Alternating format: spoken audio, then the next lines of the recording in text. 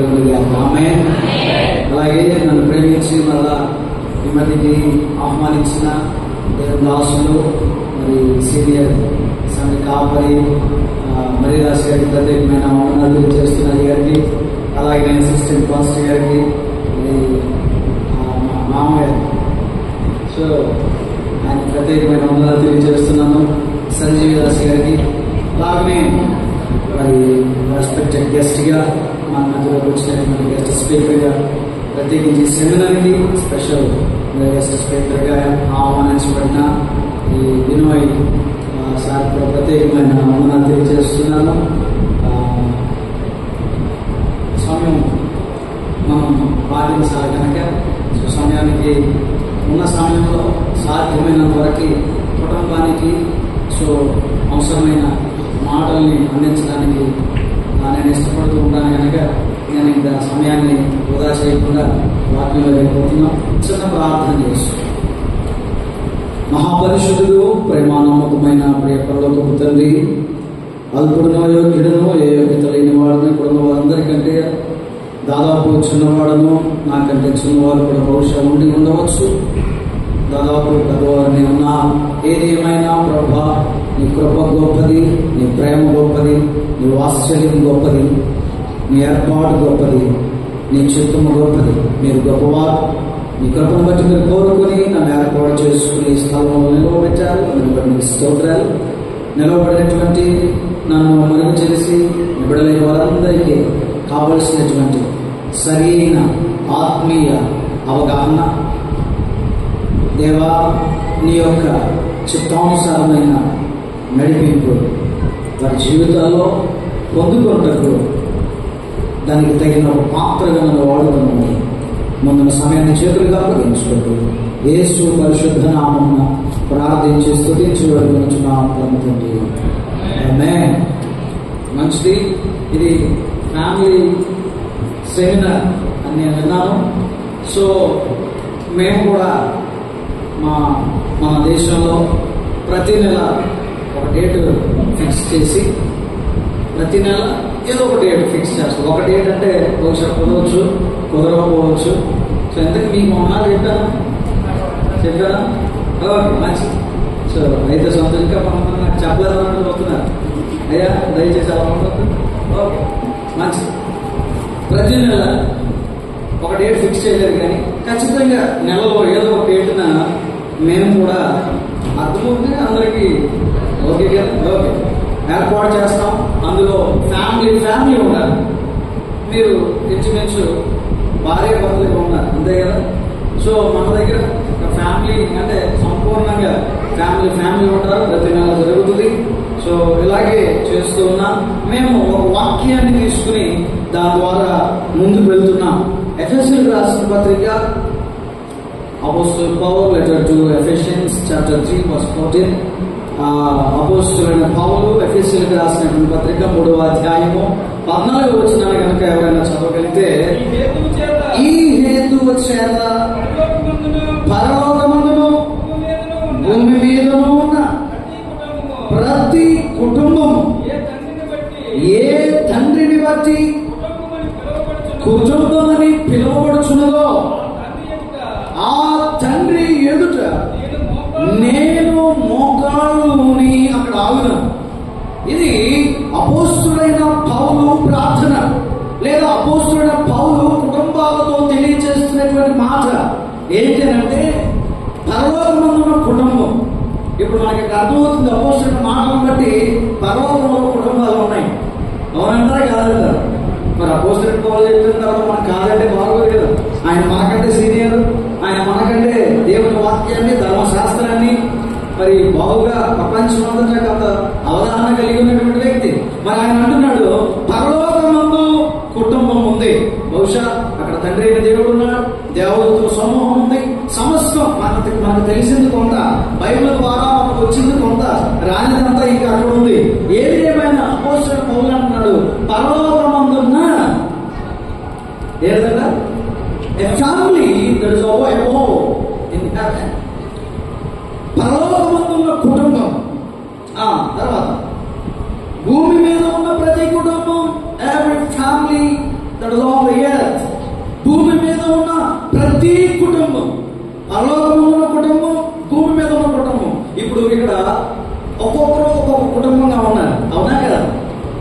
నేను కుటుంబానికి సంబంధించుకోండి, మీరు కుటుంబానికి సంబంధించుకోండి, ఒక్కొక్కరు ఒక్కొక్క కుటుంబం. మనందరము ఇప్పుడు తెలుగు బ్యాప్టిస్ట్ లేదా కోల్కతా బ్యాప్టిస్ట్ కుటుంబం అయినా, క్రీస్తు రక్తంలో కడగబడిన సార్వత్రిక సంఘ కుటుంబం అయినా,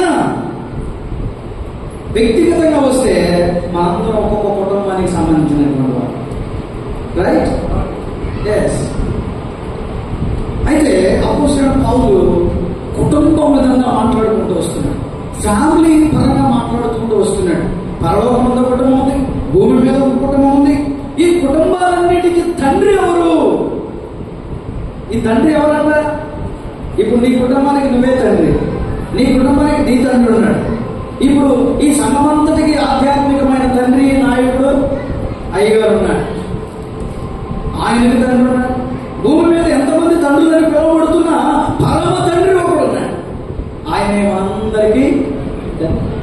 తెలుగు భాష మాట్లాడుతున్న మనందరికీ తండ్రి, అన్ని భాషలు ఉన్నాయి, వాటన్నిటికీ తండ్రి పరలోక దేవుడు, ఆయన పరమ తండ్రి. తండ్రి అంటే పరమ తండ్రి ఆయన. ఆయన అన్నిటికీ, అందరికీ, అన్ని ప్రాంతాల్లో అందరికీ తండ్రి. సో మన కుటుంబానికి తండ్రి. ఆయన మాట విని మనం నడుచుకోవాలి, ఆయన మాట ప్రకారం మనం నడుచుకోవాలి, ఆయన బిడ్డలమని మనము గ్రహించాలి. ఈ ఉద్దేశము సంఘమంతటికి రావాలని అపోస్తలుడైన పౌలు ఏమన్నాడు తెలుసా? నేను మోకాళ్ళుని ఏం చేస్తాడంట? కుటుంబాలన్నిటి కోసం మోకాళ్ళుని. ఇంకా చాలా విషయాలు తెలియజేస్తున్నాడు. ఇది జస్ట్ కుటుంబాన్ని గురించి, ఫ్యామిలీ కాన్ఫరెన్స్ కనుక నేను జస్ట్ దీన్ని గుర్తు చేస్తున్నాను అంతవరకే. అయితే ఇప్పుడు కుటుంబంలోకి వెళ్ళిపోదాం. ఎక్కడికి వెళ్ళిపోదాం? కుటుంబంలోకి వెళ్ళిపోయినప్పటికీ మన కుటుంబం ఎలా ఉండాలంటే క్రైస్ట్ సెంటర్డ్ ఫ్యామిలీలో ఉండాలి. మన ఫ్యామిలీ ఎలా ఉండాలి? మనం ఊరంతా తిరిగిరా. నీ ఉద్దేశం క్రీస్తు మీదే ఉండాలి. నువ్వు లోకంలో ఎన్ని విధాలుగైనా వెళ్ళిరా, దేవుని భయం ఉండాలి. నువ్వు ప్రపంచ దేశాలు తిరిగిరా, ప్రపంచ భాషలో మాట్లాడు, ప్రపంచ విధానాల్లో నడువు, ఇబ్బంది లేదు. కానీ నీ యొక్క ప్రవర్తన క్రీస్తును అనుసరించినదై ఉండాలి. నీ కుటుంబం అంతా క్రీస్తు మాటను అనుసరించినదై ఉండాలి. లేకపోతే చాలా ప్రాబ్లం వచ్చేస్తుంది. సో దేవుని వాక్యంలో మనం వెళ్ళిపోయేటప్పటికి కొన్ని మాటలు, నేను యాక్చువల్గా పవర్ పాయింట్ ప్రజెంటేషన్ తో ఒక 20 minutes మంచి మెసేజ్ ప్రిపేర్ చేశాను, కానీ అది నా మొబైల్లో చేశాను. ఇది ఇందులోకి రావాలి, ఇందులోకి ఎక్కడికి రావాలి, HDMI కేబుల్స్ అనేవి కొంచెం సమస్యలు ఉన్నాయి. కాబట్టి ఇప్పటికిప్పుడే దేవుడి ఇచ్చిన ఆలోచన బట్టి కొంత ఇప్పటికిప్పుడు ప్రిపేర్ చేసుకున్నాను. సో దానిని మీ ఎదురు పెడుతున్నాను. ఇప్పుడు నేను డివైడ్ చేస్తున్నాను. ఫ్యామిలీ అందరికి, భార్య భర్తలు ఇద్దరికి, అలాగే భార్యకి భర్తకి. ఈ భార్య భర్తలు పిల్లల విషయంలో ఎలా ఉండాలి, ఈ భార్య భర్తలు ధనం విషయంలో ఎలా ఉండాలి. నాకు మించిందే, నా వయసుకు తగ్గిందే నేను చెప్తాను, అంతకంటే నేను చెప్పకూడదు కదండి. ఎందుకంటే నాకు వయసు మించిన వాళ్ళు ఉన్నారు కదా. నా వయసుకు మించి నేను చెప్పాను అనుకో, మీ అయ్యగారు అప్పుడే నువ్వు అనుభవించాడు అనుకోవచ్చు. అయ్యగారు మరి నేను అనుభవించినే కదా నేను చెప్పాలి. నా అనుభవానికి మించి మీ అనుభవం తీసుకుని నేను ఇక్కడ పెడితే అది బాగోదు కదండి. ఓకే, కాబట్టి నా అవగాహనను బట్టి, నాకున్న దేవుని అందరి జ్ఞానాన్ని బట్టి, సో నేను చూసిన వాటిని బట్టి మీతో దేవుని యొక్క వాక్యాన్ని తెలియజేయడానికి ఇష్టపడుతున్నాను. సమయం ఇండియా టైం చూపిస్తుంది ఇక్కడ, నా laptop following Indian time. So okay, మంచిది. 12:20 అయింది. 20 నిమిషాలు ఉందా? 10 నిమిషాలు వాడేసాను, పిక్చర్ 20 నిమిషాలు ఉందా? Okay, thank you. You have given me more time. So 20 minutes is enough for me. Okay, ఇందులో నేను వెళ్తున్నాను, చాలా రాసేసుకున్నాను కానీ కొంచెమే చెప్తాను. ఓకే అయ్యా, ఎందుకంటే నా వెనకాల మంచి సందేశం అవడానికి బిజినెస్ గారు ఉన్నారు. మరి ఆయన ఏజీ వైస్ ప్రెసిడెంట్ గారు, ఆయన చాలా అనుభవాలు ఉంటాయి. మరి అవన్నీ వెళ్ళాలంటే నేను చిన్నగానే చెప్పాలి కదా. ఓకే, ఇప్పుడు తల్లిదండ్రులైన చేతులు, తల్లిదండ్రులైన చాలా చేతులు వేసింది, చేతులు తెంచండి. భార్య భర్తలుగా మాత్రమే ఉన్న వాళ్ళ చేతులు ఎత్తండి. We are only husband and wife, we are not made a parents అన్న వాళ్ళ చేతులు ఎత్తండి. ఇంకా మేము తల్లిదండ్రులు కాలేదు, భార్య భర్తలు మాత్రంగానే ఉన్నామని చేతులు ఎత్తాం. సరిగ్గా okay, your only husband and wife. ఇక్కడ 3 చేతులు ఉన్నాయి, మరి ఇక్కడ 3 లేగాగా. ఓకే ఓకే, అమ్మాయికి అర్థం కాదు. Okay good, 3. సో ఇప్పుడు మీ భార్య, ఇక్కడ మీ భార్య ఉంది, అర్థం కాదు. Okay, I can tell you what is important in English. Okay sister, మీ భార్య ఉన్నారు ఇక్కడ, మిస్ అయిపోయింది. సమస్య కదా, మరి సమస్య కదా, ఫ్యామిలీ ట్రాన్స్ఫర్ ఉన్నప్పుడు. మరి ఓకే, మంచిది, ఏదైనా సమస్య ఉంటే ఓకే, కానీ ఇంజెక్షన్స్ డోస్ మిస్ అయిపోతే కొన్ని సిక్నెసెస్ హీల్ అవ్వవు. ఓకే కదా, మంచిది. ఇప్పుడు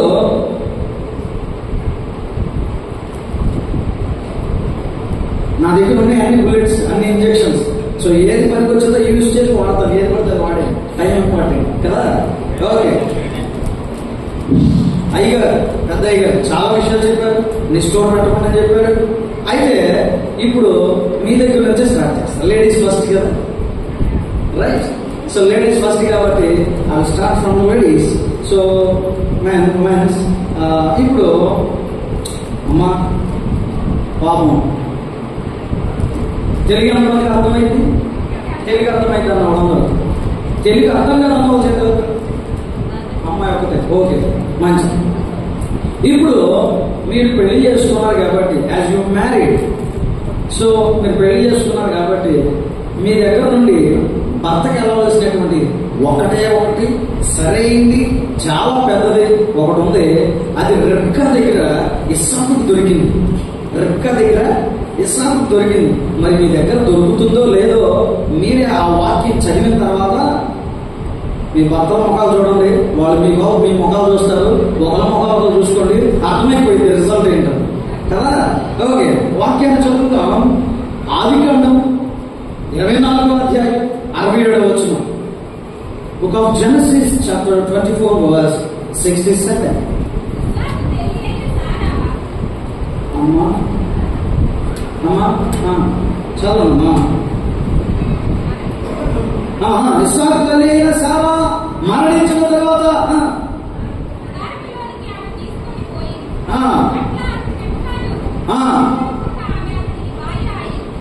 రిబ్కా ఇస్సాకుకు భార్య అయ్యింది.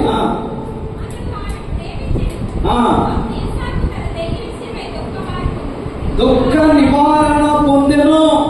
ఇక్కడ గొప్ప ఇంజెక్షన్ లేదా దుఃఖ నివారణ ఎవరనంటే భర్తలకి దుఃఖం కలిగినప్పుడు, భర్తలకు భర్త వేదనతో ఉన్నప్పుడు, భర్త నిస్సహాయ స్థితిలో ఉన్నప్పుడు లేదా నిరుత్సాహంలో ఉన్నప్పుడు దుఃఖ నివారణ ఎవరయ్యానంటే ప్రపంచంలో ఎక్కడ దుఃఖ నివారణ దొరకదు, కానీ ఒక్క దుఃఖానికి నివారణ ఎవరంటే భార్య.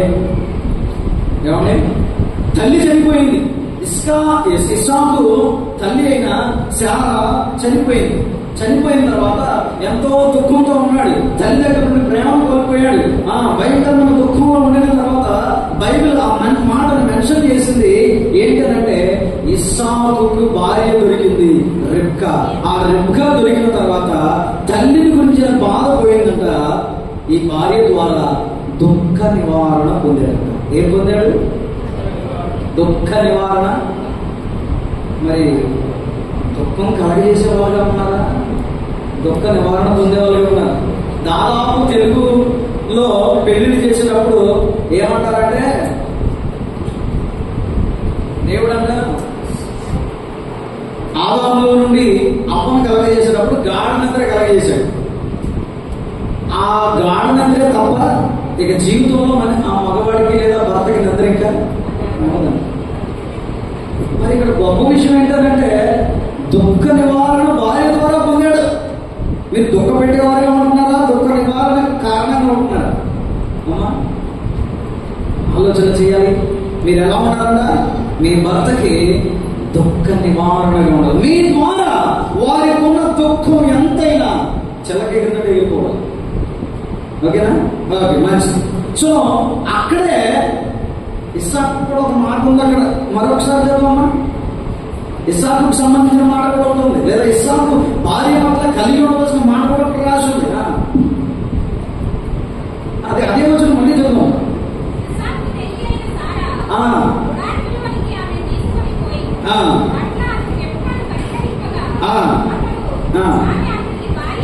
భార్య అతడు ఆమెను మీ దగ్గర నుండి భార్యకు వెళ్ళవలసింది ఏదైనా ఉన్నదనంటే కేవలం ప్రేమ. నువ్వు ప్రేమించలేకపోతే దాదాపు భర్తలు చేసేది ఏంటంటే ప్రేమ కంటే ఎక్కువ కోపాన్ని ఇస్తారు. ఏమిస్తారు? Every men shows much anger than love towards his wife. ప్రతి ఒక్కరు కూడా సాధారణంగా ప్రేమ కంటే కూడా ఎక్కువ కోపాన్ని వ్యక్తపరుస్తుంటారు. చాలా మంది ప్రేమించడం తెలిసిన పరిస్థితులు అనుకోలేంచు. ప్రేమిద్దాం అనుకున్నాను, అందుకే నాకు అయ్యారు ఒక మాట చదివించాడు పేతురు పత్రికలో. పేతురు ఏమన్నాడు? మీ ప్రార్థనలకు ఆటంకంగా కలగకుండా నిమిత్తం మీ భార్యలతో జ్ఞానం చొప్పున గొడవ అయిందంటే ఆ రోజు రాత్రి ప్రార్థన చేయకుంది కాదు. ఏదైనా గొడవ అయిందంటే ఇద్దరు కూర్చొని చేతులు కట్టుకుని ప్రార్థన చేయలేరు. ప్రార్థన కూడా రాదు. గొడవ అయిందంటే ప్రార్థన మానేస్తారు. ఇంట్లో పడుకుంటారు. ఆవిడ ఎడిదిరి కూడుకుంటుంది, ఈయన ఎడిదిరి కూడుకుంటుంది. ప్రార్థన ఉండదు, ఇంకేముండదు. కొన్నిసార్లు ఉండదు, పిల్లలకి ఉండదు, వాపం చేస్తే దుఃఖం వచ్చేస్తే. దేవుని పిల్లల క్రైస్తవ కుటుంబం అలా ఉండకూడదు.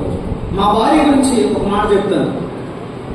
మా ఇద్దరి మధ్య ఎలాంటి గొడవ అయినా కానీ a big quarrel between me and my wife, maybe, but within a minute we will be reconciled. We will be connected within a minute. మా భార్య ఉన్న గొప్ప లక్షణం ఏంటంటే, a good quality my wife has is, కొంచెం గొడవైనా పెద్ద గొడవైనా కాసేపు మొహమాలు పెట్టుకోదంటే మళ్ళీ వెంటనే మాట్లాడుతుంది, మళ్ళీ వెంటనే పలకరిస్తుంది. She will suddenly come to me and speak again. She won't take a long time, a gap in between us. మా మధ్య ఎక్కువ గ్యాప్ ఉండదు, వెంటనే మాట్లాడుతుంది. మరి ఆవిడ పద్దాగా ఆవిడే మాట్లాడుతుంది, నేను పెట్టు చేయను, నేను మాట్లాడడానికి ప్రయత్నిస్తాను. సో చాలా మంది కుటుంబాలు ఎక్కువ కాలం దూరం పెరిగిపోయి విడాకుల దాకా డివైస్ దాకా వెళ్ళిపోవడానికి కారణం ఏంటంటే చిన్న గొడవే మాట్లాడుకోవడం మానేస్తాం.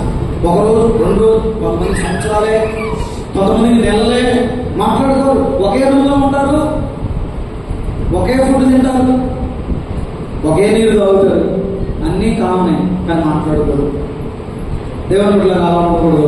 వెంటనే మనం కలిసిపోవాలి, వెంటనే కలిసి ముందు కొనసాగాలి.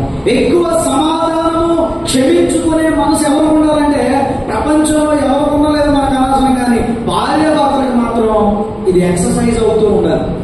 What I'm saying is forgiveness, giving apologies should be exercised in wife and husband. ఖచ్చితంగా ఇద్దరు కూడా ఆ క్షమాపణ అనే దాన్ని ఎక్సర్సైజ్ చేస్తూ ఉండాలి. ఎందుకంటే పొరపాటు జరుగుతూ ఉంటాయి, మర్చిపోవాలి, మళ్ళీ గుర్తు చేసుకోకూడదు. ఇదిగో అప్పుడు నువ్వు ఎలా చేశావు, అప్పుడు నువ్వు ఎలా చేశావు. Never ever remind what is past. Past is past. We have to work together for a head, for a holy life. పరిశుద్ధమైన జీవితం కొరకు నువ్వు ముందుకు నడవాలే కానీ జరిగిపోయిన దాన్ని గుర్తు చేసుకుని ఇద్దరిని గాయపరచుకోకూడదు, ఇద్దరు గాయపరచకూడదు. ఓకే, నాకు ఇంకా సమయం ఉంది. ఇప్పుడు భార్య కొరకు, భర్త కొరకు ఆల్రెడీ అయ్యగారు చాలా విషయాలు చదివేశారు. ఒకవేళ తల్లిదండ్రులుగా ఉన్నవారు, పిల్లలు ఉన్నవారు, దయచేసి as a parents never exercise partiality between your kids, between your children. నీ పిల్లల మధ్య తారతమ్యాలు చూపించకూడదు. ఎక్కడ చూపించారు తెలుసా?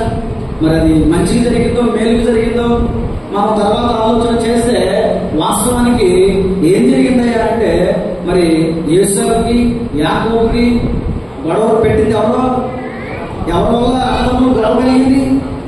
ఎవరి వల్ల? యేసవు చాలా మంచిగా ఉన్నాడు, యాకోబు మంచిగా ఉన్నాడు, ఇద్దరు మంచిగానే ఉన్నారు. తండ్రి కూడా మంచిగానే ఉన్నాడు.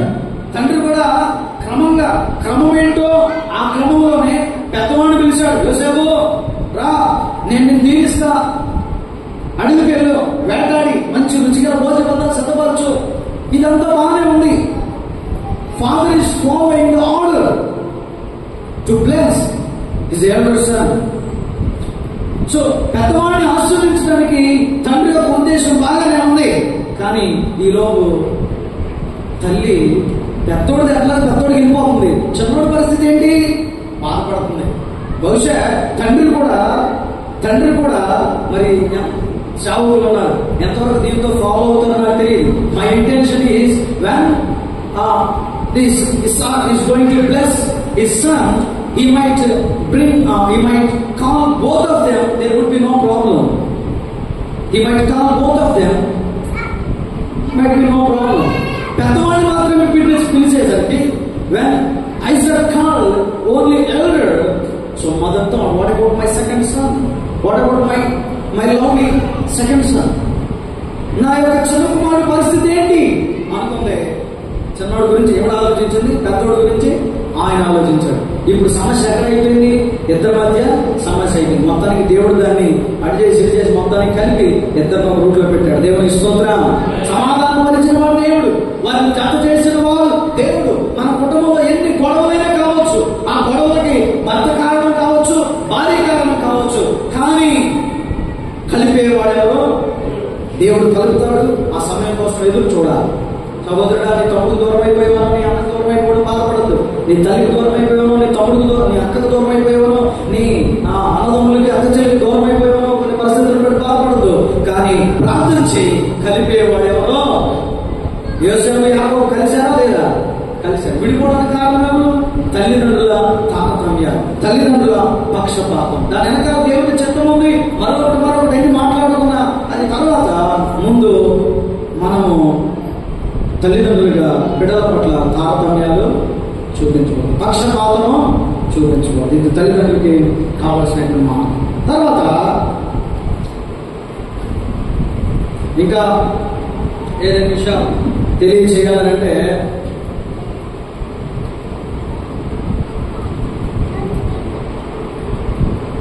తల్లిదండ్రులు పిల్లలకి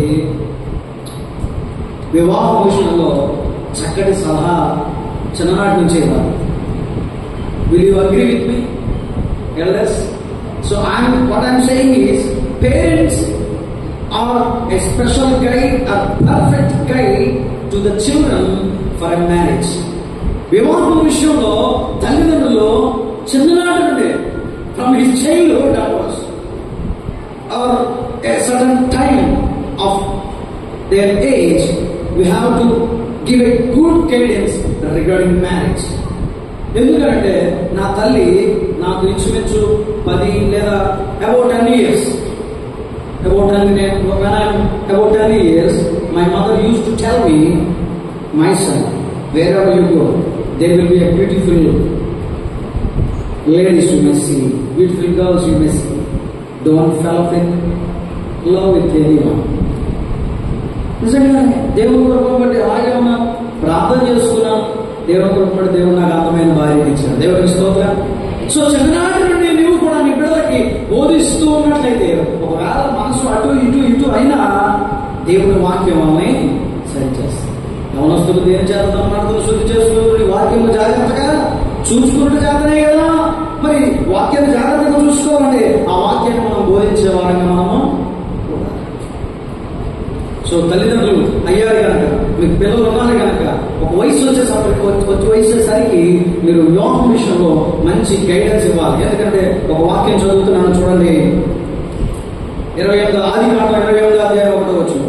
ఆదికాండం 28వ అధ్యాయం 1వ వచనం. Genesis chapter 28 verse 1. ఇస్సాకు యాకోబును పిలిపించి, నీవు కానాను కుమార్తెలో ఎవరినైనా వివాహం చేసుకోకూడదు.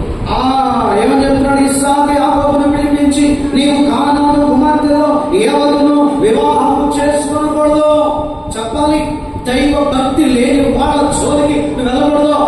దేవుని భయంలోని లేని జోలికి నువ్వు వెళ్ళదయ్యా. దేవుని ఇది తల్లిదండ్రుల advice regarding marriage. Parents should be a good advisers regarding their marriage. వివాహం విషయంలో తల్లిదండ్రులు పిల్లలకి మంచి అవగాహన కలిగించేటువంటి వారిగా ఉండాలని తెలియజేస్తున్నాను. సో ఇంకా కొన్ని విషయాలు మనం చూస్తే నాకు ఇంకా 5 నిమిషాలు ఉంది. So with in 5 minutes and just కొన్ని వచనాలు తెలియజేస్తున్నాను. ఎందుకంటే నా వెనకాల మాట్లాడడానికి వినయ్ గారు ఉన్నారు, చక్కటి సందేశాన్ని వాళ్ళు ఇవ్వడానికి ఉన్నారు కనుక నేను ఏ సందేశాన్ని ఇవ్వడానికి రాలేదు. కొన్ని మాటలు మాత్రమే నేను చెప్పడానికి నిలవబడ్డా. సో అయితే కొన్ని వచనాలు చదవండి.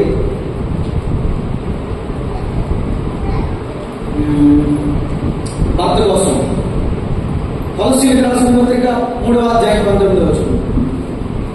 కొలస్సీయులకు రాసిన పత్రిక 3వ అధ్యాయం 19వ వచనం.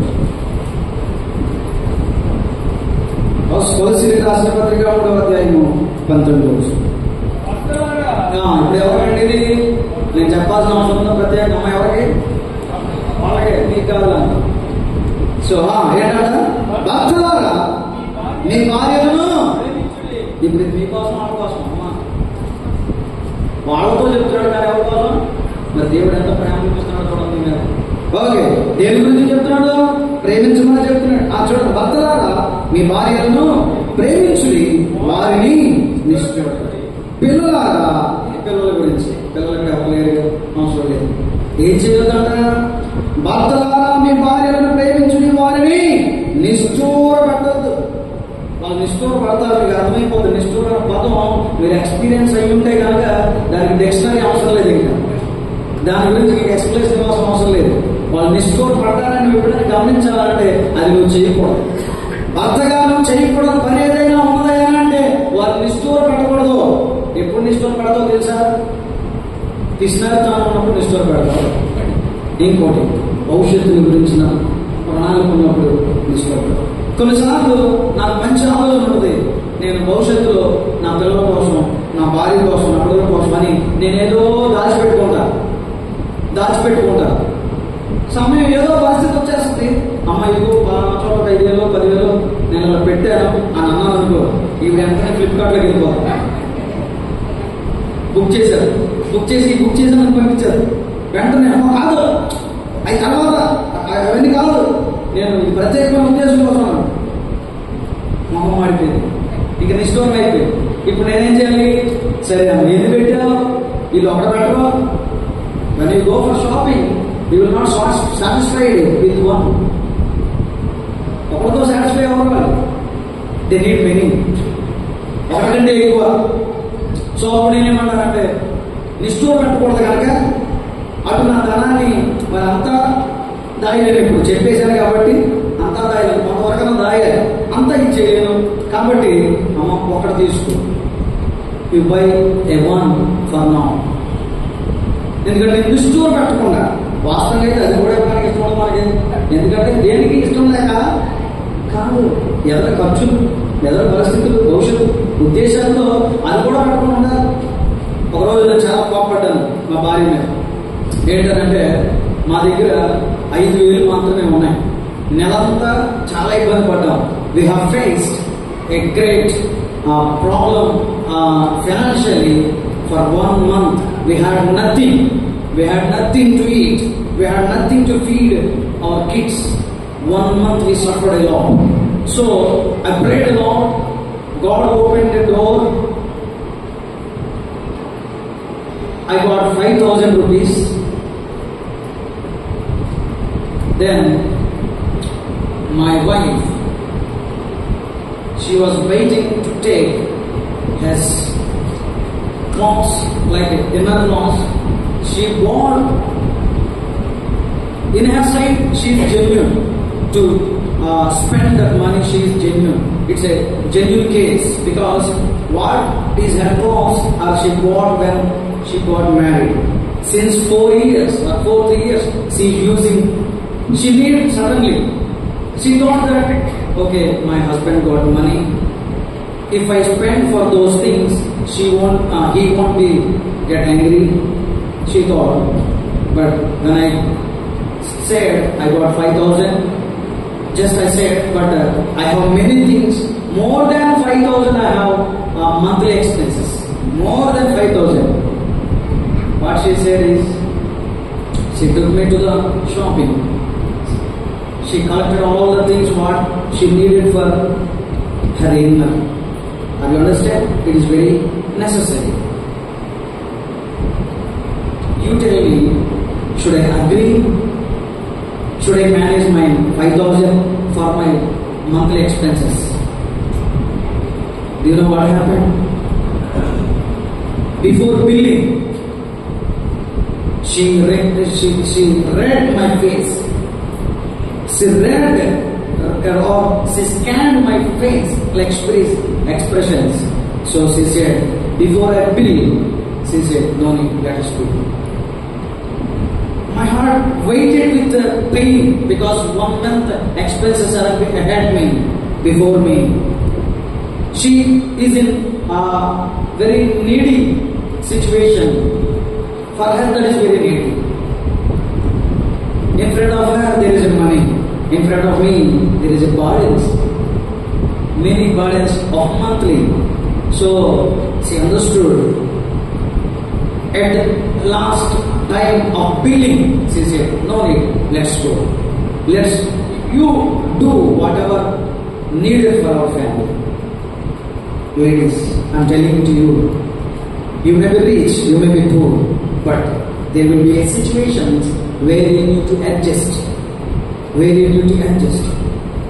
I'm telling to you, men, there will be situations where you need to understand your wife, not to be a stumbling block for your prayers.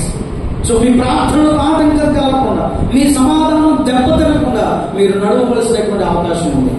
మీరు కూడా అర్థం చేసుకోవాల్సినటువంటి అవకాశం ఉంది. కాబట్టి ఈ నామాలను ముగిస్తున్నాను. భార్యాభర్తలుగా ప్రార్థన జీవితం. And finally, I am giving a final word. Every day, morning either night, husband and wife, hold your hands, kneel down and pray together. Pray together. That will bring a great peace among you. This is my final word. Thank you, giving me a great time. Thank you for all giving me such a great time. Thank you.